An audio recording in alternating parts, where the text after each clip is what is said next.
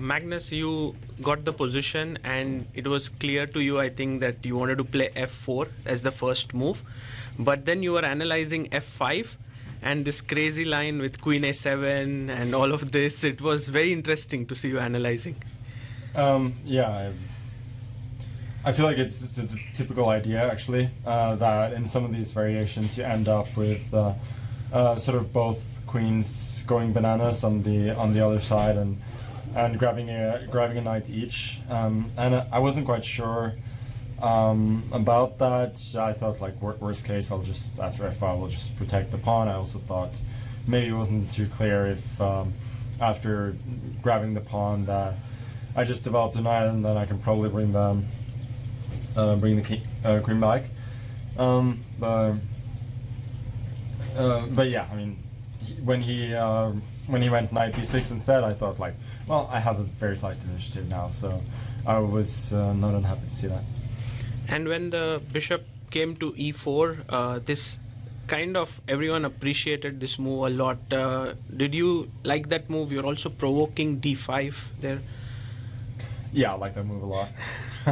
Again, it's such an unusual idea. You don't see that in normal chess, that the bishop basically goes that way, and I was just worried that the bishop was a really bad piece and I should try and bring it into play. So once I saw the idea, I was immediately very attracted to it, and I felt like it was the best move.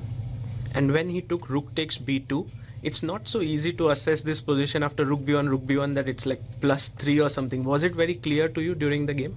Yeah, I was sure that rook takes b2 was basically. I mean, I assumed he played it because he didn't find anything better, but I was absolutely sure that I was winning after that.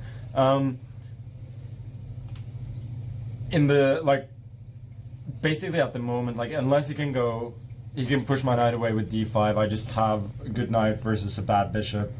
All my pieces are on great squares, and yeah, I just didn't see anything for him. And then the end was pretty easy to convert. I think he just missed that the g4 pawn was hanging. That's what he said. I mean, he saw it, but rook f2 and it's all over. Yeah, the end, of course, to be able to walk the king is always fun, but it was, with such well-played pieces, it's quite trivial. And Magnus, how is it that you are able to get into this zone of playing this much? Because there's so many things happening all around. It's happening on a yacht. Yesterday there was like this party, and it's not so easy, but you easily get into this zone and play such high quality chess. Yeah, honestly, like, if you'd asked me a half an hour before the game, I was not feeling fantastic, but then yeah, I managed to calm down, rest for a little bit, and yeah, once the game started, like, the game sort of, the position you play sort of takes over. It's so interesting, and I'm just locked in, and it was a great feeling. I want to ask you, just when the position was revealed, you were sitting outside and discussing it with Ella. You were telling her about the position. You also said you would prefer to be black in that position. Could you tell us a bit about that? Yeah, I didn't immediately feel that this was a position where you could gain a big initiative from the opening.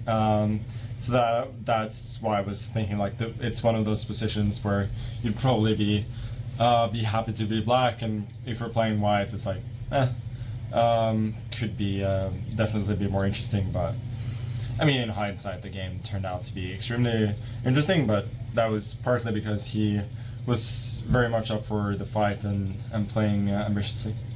And lastly, tomorrow you're going to play inside the vault. Is that something exciting?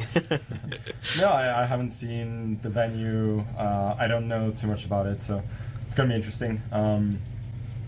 But yeah, always fun to play in this format and play Fabi. You know that you cannot really play for a draw here. So I think it's going to be fun, but tough.